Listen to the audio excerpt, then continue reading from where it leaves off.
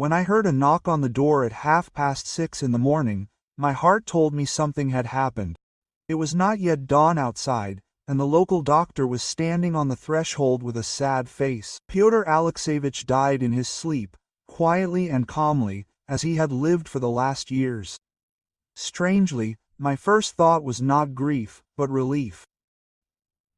Finally, he was freed from suffering, from this slow, debilitating disease that took him away bit by bit every day. And I would finally be able to get enough sleep. For 3 years, 1095 days and nights, I was next to him. I fed him, washed him, turned him over so that there would be no bed sores. I read aloud, talked to him when he could no longer answer. At that time, my husband Igor was building a career in Moscow. Once a month, he would come for the weekend, bring food and money, pat my father on the shoulder and say, "Hang in there, Dad." And then he would leave again, and I would be left alone with a frail old man in this old house on the edge of town. Not that I was complaining. Pyotr Alexeyevich was a good man, and when his illness had not yet completely overwhelmed him, we talked a lot. He would talk about the war, about how he had built this house with his own hands, how he had met his wife, how he had raised Igor. Sometimes he would cry, remembering his fallen comrades, and sometimes he would laugh when I would read him funny stories from magazines. The funeral was modest. Igor took a vacation, arrived with a bouquet of flowers and an important air. The neighbors came to see Pyotr Alexeyevich off on his final journey. Everyone loved him for his kind nature and willingness to help. After the funeral, the guests left, and Igor and I stayed behind to clear the dishes. "You know, Klava," he said, drying the plates. "Now we need to decide what to do with the house. Maybe we should sell it. Housing prices are rising in Moscow, and no one will live here anyway." Quote, I said nothing. I didn't want to think about selling it on the day of the funeral. The house was steeped in memories, and parting with it seemed like a betrayal of Pyotr Alexeyevich's memory. A week later, Igor left for the capital again, and I stayed behind to tidy up my father's things. While sorting through the papers in the old secretary, I came across an envelope with my name on it. Inside was a will drawn up 2 years ago and certified by a notary. Pyotr Alexeyevich left me the house, the plot of land, and all his property. The will included a note to Klavdia Mikhailovna Sokolova for her selfless care and the human kindness she showed me during the difficult years of my illness. My son Igor is busy with important matters in the capital, and Klavdia has become like a daughter to me. I sat for a long time with this paper in my hands, not believing my eyes. The house was small but solid, with a large garden where apple and cherry trees grew. A plot of 600 square meters faced the river. In today's times, all this cost a decent amount of money. When I called Igor and told him about the will, there was silence on the phone. "How did he leave it to you?" he finally squeezed out. "Did you force him?" "Igor, what are you talking about? I only found out about it now." "Well, yes, of course. I hung around him for 3 years, and now I got an award." I felt everything inside go cold. Does he really think that I was courting his father for the sake of the inheritance? "We'll sort it out when we arrive," he said and hung up. Igor arrived 2 days later, angry and tense. With him was some woman in an expensive suit, it turned out, a lawyer from a Moscow firm. "That's what, Klava," he began without preamble. "My father was ill and might not have understood what he was doing. We will challenge the will in court." "On what grounds?" "On the basis that I am the only first-order heir and you are just a daughter-in-law." The lawyer nodded.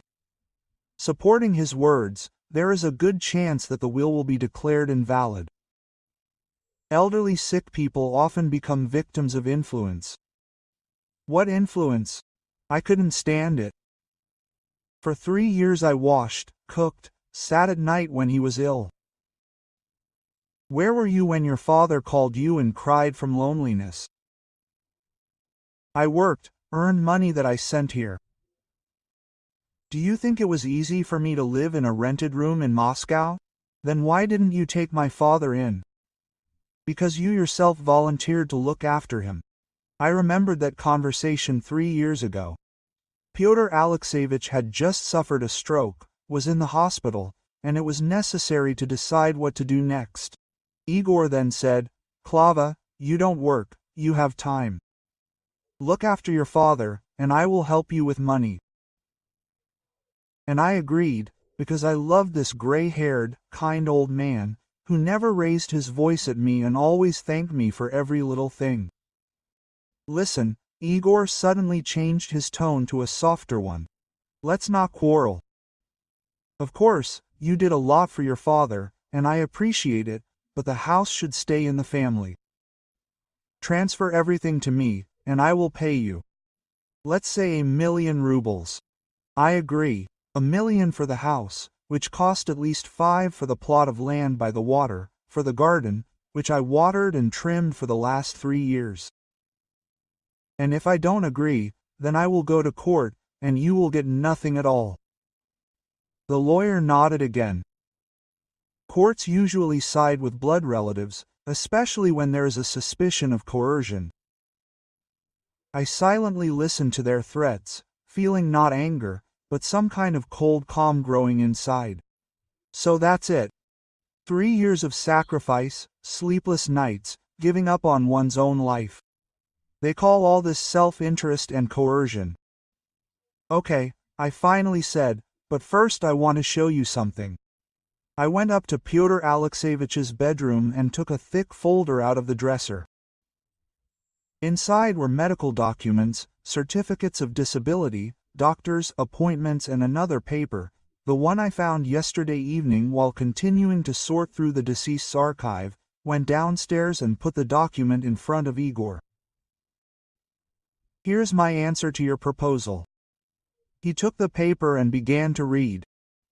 At first normally, then more and more slowly. His face turned pale, his eyes widened. "What is this?" he whispered. "A deed of gift. Your father gave me this house 6 months ago. He made a will earlier and simply forgot to cancel it. But a deed of gift has greater legal force.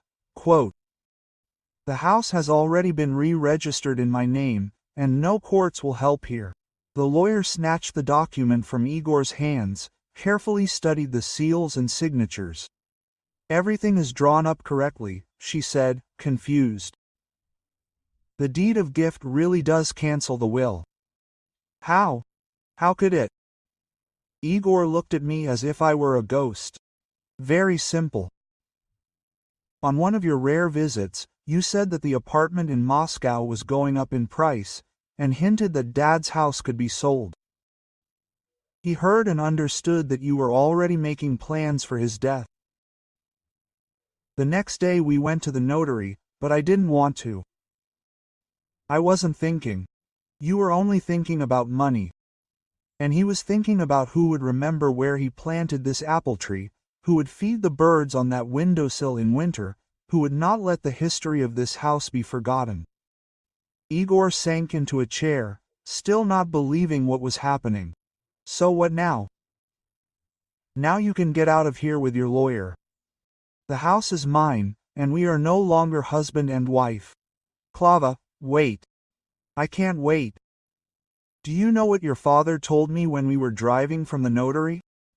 Klavachka, if my son turns out to be such a fool that he doesn't understand what kind of wife he's lost, then I didn't raise him well. But don't be upset, the house is big. There's enough room for a new happy life." Igor stood up, staggering as if he were drunk. The lawyer was hastily gathering papers. "You'll regret this," he tried to gain the upper hand one last time. "The only thing I regret is what took 12 years of my life to you." They left, slamming the door, and I was left alone in the house that was now truly mine. The leaves of the very apple tree that Pyotr Alexeyevich had planted 30 years ago rustled outside the window. Sparrows had already gathered on the windowsill, waiting for their evening feeding. I smiled and went to get some grains. I had a new life, and it was worth starting it small, with caring for those who need it. Thank you for listening to the end.